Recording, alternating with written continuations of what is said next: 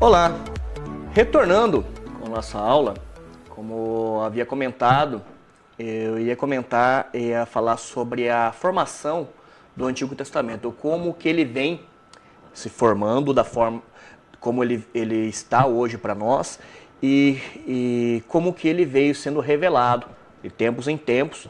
E como nós comentamos na aula anterior, o povo de Israel lá no deserto não tinha o conhecimento de que nós temos hoje. E assim foi, cada povo em sua época teve parte desse conhecimento revelado até vir a revelação total em Cristo Jesus. O Antigo Testamento, a junção toda dele é chamado de Tanakh, em hebraico. O Tanakh ele é composto do Torá, do Nevim e o Ketuvim. A Torá, que é um dos mais conhecidos, ele está ali composta pelo Pentateuco, que seria Gênesis, Êxodo, Levítico, Números e Deuteronômio. Então ali Torá significa na língua hebraica, significa o livro das leis. Então ali está composta ali todas as leis, desde o início, né, que o povo de Israel tinha para com eles, tinha para com a sociedade. Então nós vamos ver ali, desde do início, né, como que Deus se comunica com o povo, como que Deus vai ali revelando a sua história, se revelando para o povo. Então esse era o primeiro livro chamado Torá. Então, depois ali que é conquistada a Terra Prometida, então se tinha, a partir disso aí, a Torá ali formada. Depois é vindo o Nevim.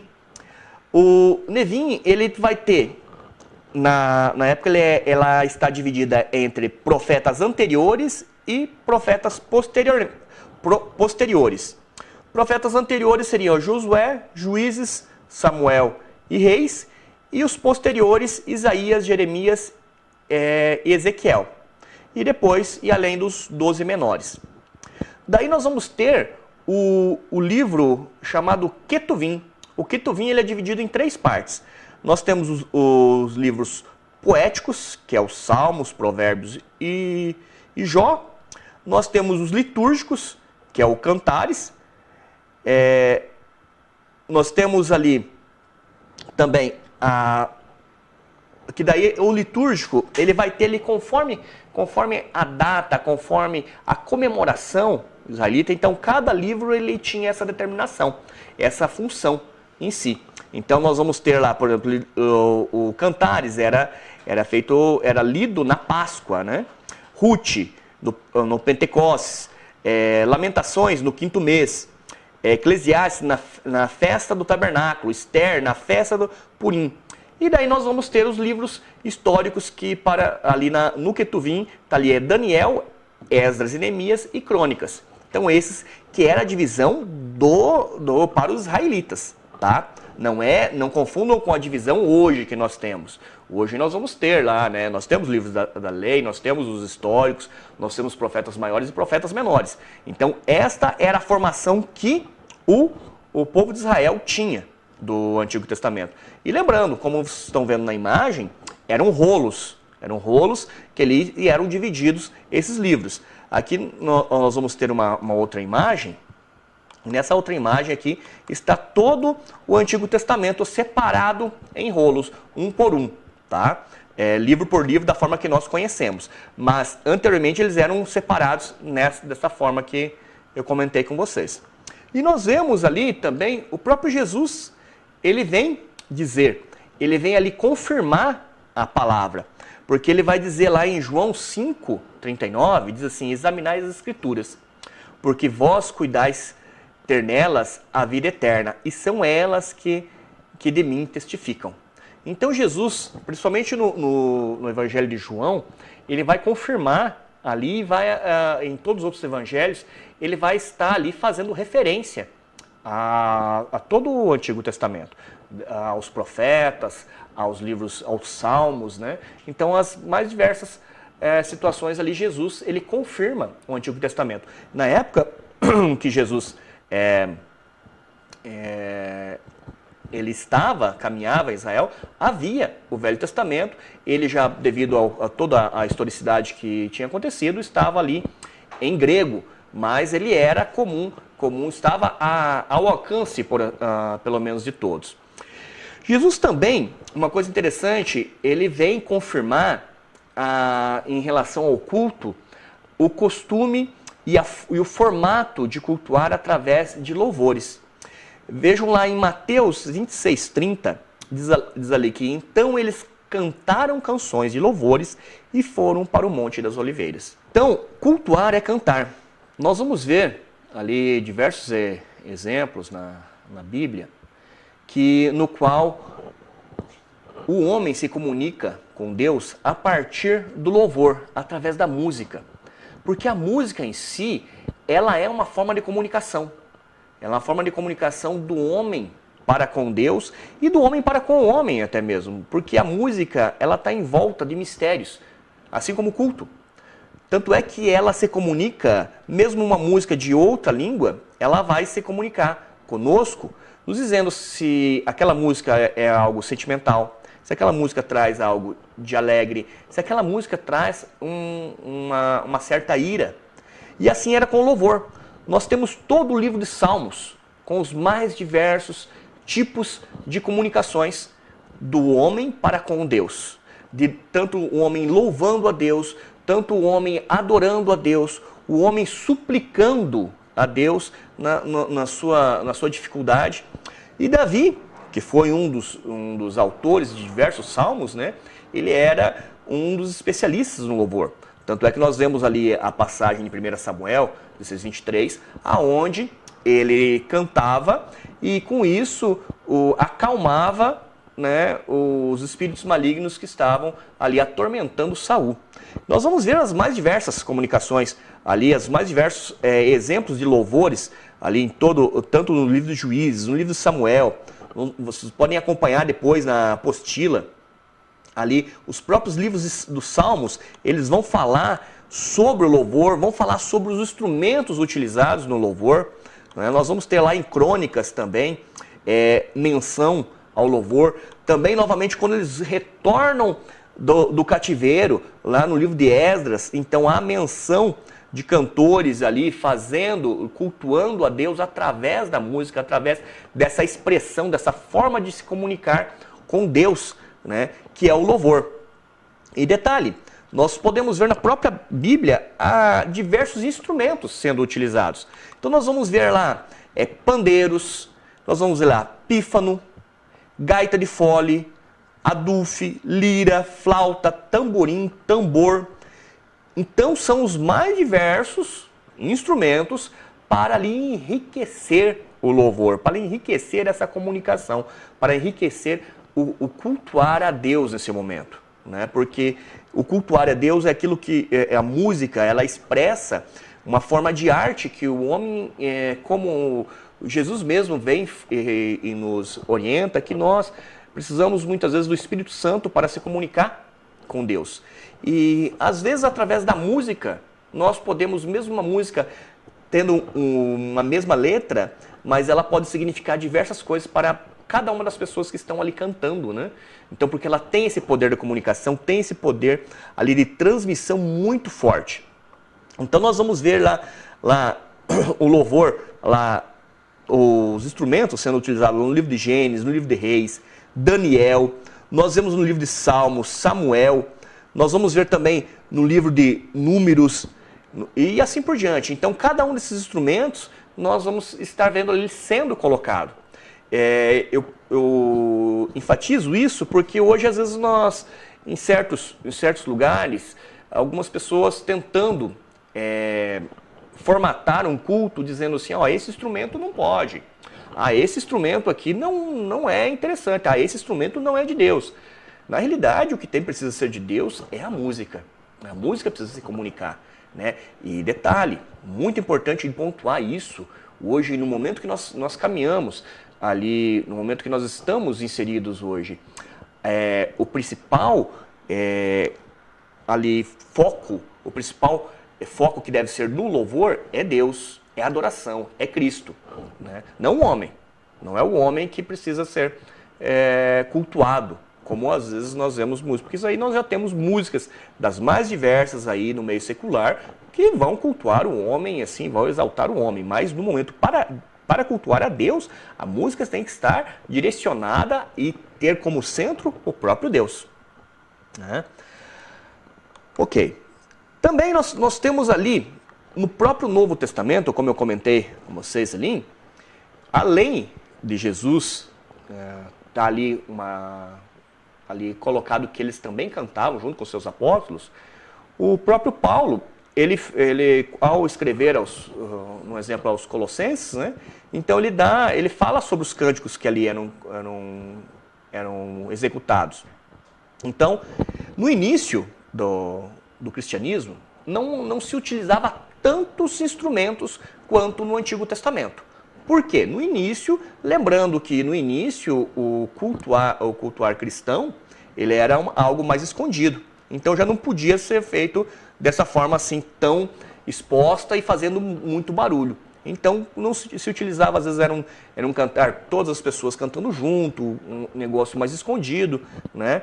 Então, no início basicamente sem instrumentos. Então, e os cultos, eles eram feitos de forma informal, no domingo, e em Jerusalém eles continuavam guardando o sábado. No domingo eles iam ao templo lá compartilhar a ceia. Mas no restante era sempre feito no domingo e não centralizava sobre a paixão do Senhor, mas sobre a ressurreição. Era sobre a nova aliança. Então era uma forma também de comunicar principalmente o Evangelho. Então esse cultuar. Então o Novo Testamento, saindo agora do Velho Testamento, adentrando então no Novo Testamento, o cultuar no Novo Testamento, ele começa dessa forma. Então ele segue algumas características que herda do judaísmo, né, dessa adoração primordial, mas com a quebra, com Cristo ali quebrando e trazendo a nova aliança, trazendo agora novos rituais, trazendo um mandamento ao qual Jesus vem ali no momento da ceia, ele institui e diz assim, fazer isso em memória de mim, né, em minha memória. Então ali ele já institui um dos componentes centrais, né, dessa forma de cultuar. Mas todos os outros ali fazem parte da forma que Jesus caminhou, né? Jesus caminhava juntando as pessoas, fazendo uma comunhão, falando, ensinando e adorando, assim como nós vimos ali em Mateus ali que eles adoravam, cantavam e depois oravam, depois tinham ali um ensino da palavra. No Novo Testamento, ali Jesus ele expressa e revela algo para nós muito profundo, lá quando ele vai ter aquela conversa com a samaritana. Ali a samaritana, ela tem uma pergunta teológica, na qual ela está confusa, porque os samaritanos em si não adoravam a Deus em Jerusalém. Os samaritanos, desde quando os reinos se dividem, os samaritanos adoravam nos montes, adoravam em outros locais, né? E não tinha, porque Jerusalém eles estavam ali separados de Jerusalém. Então, ela estava em dúvida, será que eu estou adorando a Deus de forma correta, né? Qual o local que eu devo adorar a Deus? Então, Jesus vem trazer aquilo que desde lá de Abel, Deus já tinha comunicado, mas ali Jesus vem e explica de uma forma muito clara, dizendo assim, mas virá o tempo, e de fato já chegou, em que os verdadeiros adoradores vão adorar o Pai em espírito e em verdade. Pois esses que o Pai quer que o adorem, Deus é espírito, e por isso os que adoram devem adorá-lo em espírito e em verdade. Olha que maravilha. Então, mostrando ali a samaritana que não importava o lugar, não importava a forma, não importava os instrumentos, né? Não era o instrumento que era sagrado, não era o local que era sagrado, não era o altar que era sagrado. E sim, aquilo que estava em espírito e em verdade, aquilo que você estava fazendo, a ação que você estava fazendo, a ação de cultuar. Porque a ação de cultuar, a ritualística, pode parecer para entre todos, juntar 10 pessoas e de forma ritualística adorar a Deus. Mas dentre essas 10, apenas uma ou duas estarem realmente adorando. Porque o único que pode ver isso é Deus. E Ele vê, né, exatamente o coração de cada um. Mas no início ali, então, os apóstolos, entendendo isso, tendo de Jesus essa instrução, né, eles ainda continuam ali, como eu comentei ali, se reunindo no domingo, porque era o dia do Senhor, se reuniam no domingo. Em Jerusalém ainda se reuniam no sábado, mas mesmo assim no domingo eles iam novamente para o templo. Mas muitas das sinagogas acabaram sendo convertidas em locais de culto cristão.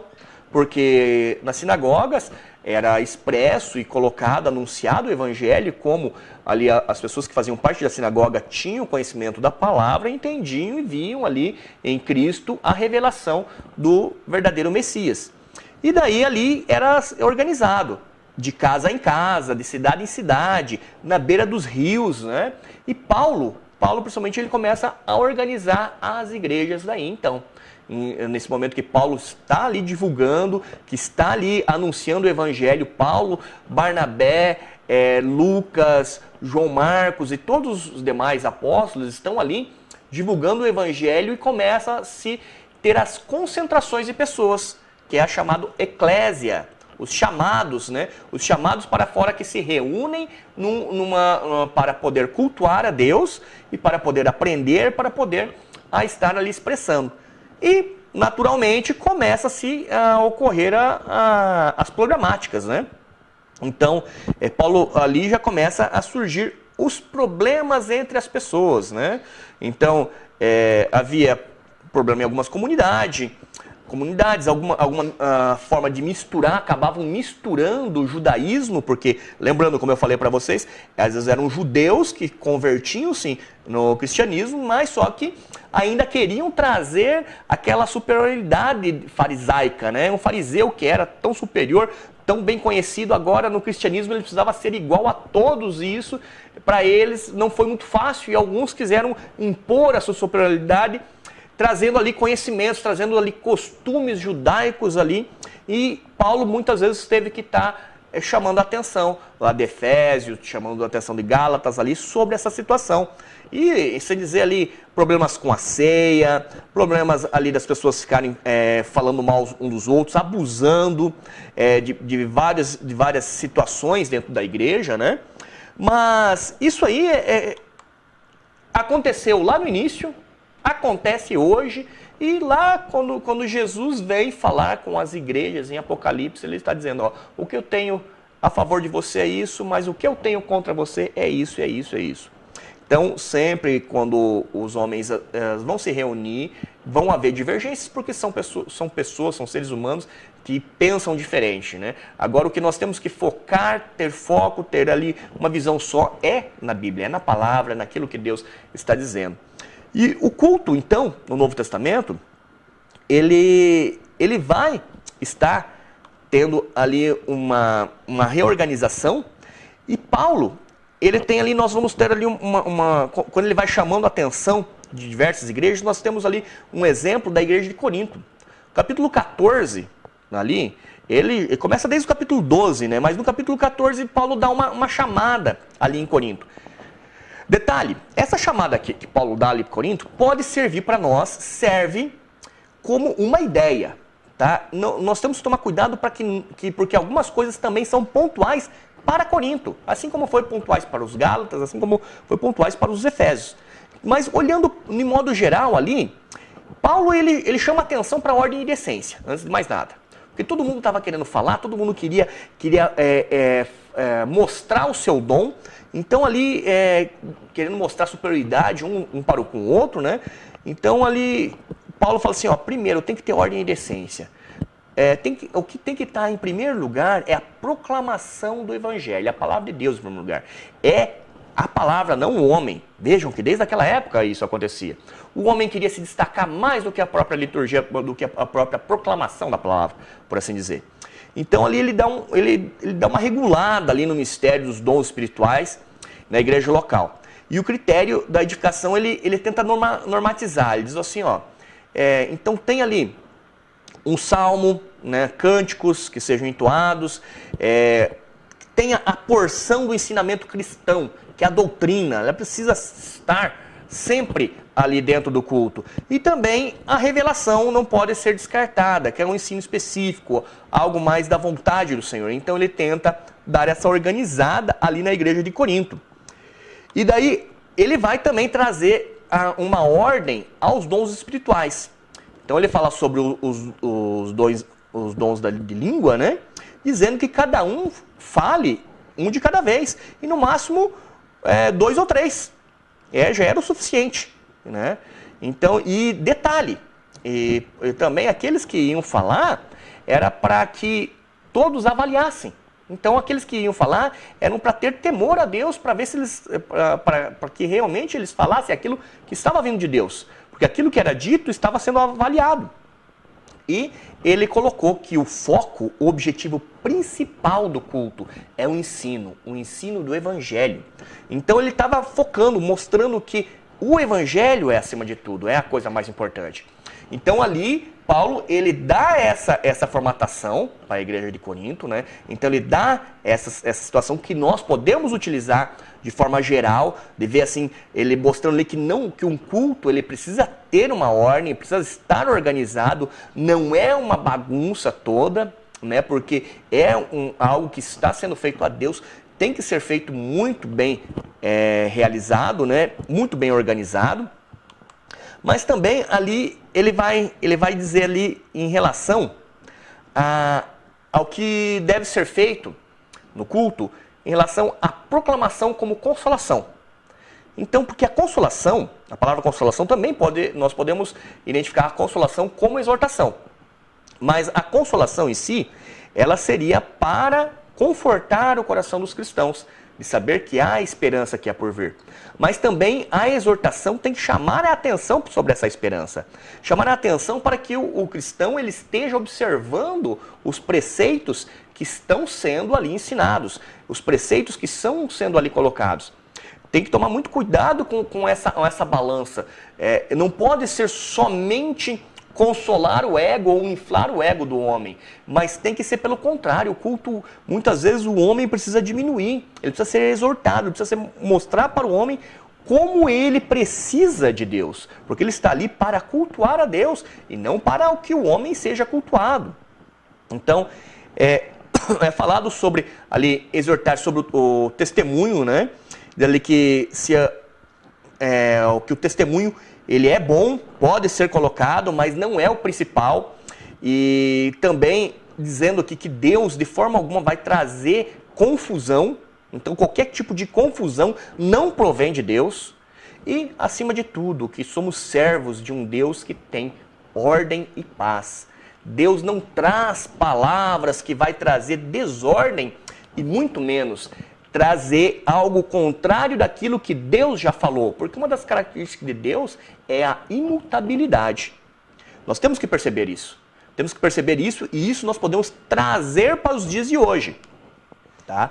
O problema, nisso é que nós vamos ver nas diversidades hoje em dia de cultuar a Deus, algumas igrejas até mesmo, acabam trazendo de forma literal para os dias de hoje tudo aquilo que Paulo está ali exortando e ensinando aos coríntios. Por exemplo, a questão do ministério da mulher na igreja. Hoje, muitas pessoas pensam que é proibido para a mulher falar algo na igreja.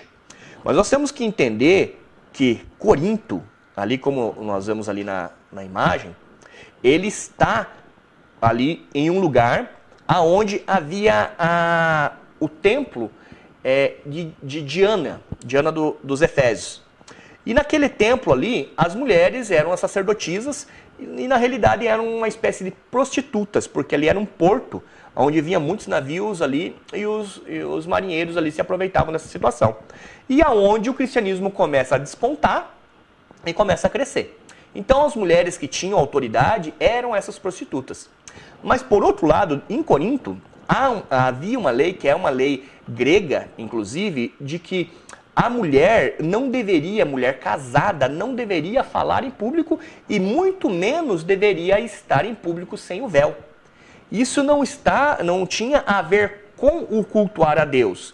Isso tinha a ver com a lei de Corinto. Tanto é que Paulo vai falar assim, ó, eu não permito que as mulheres falem conforme é a lei de vocês. Então, nós temos que observar isso aí.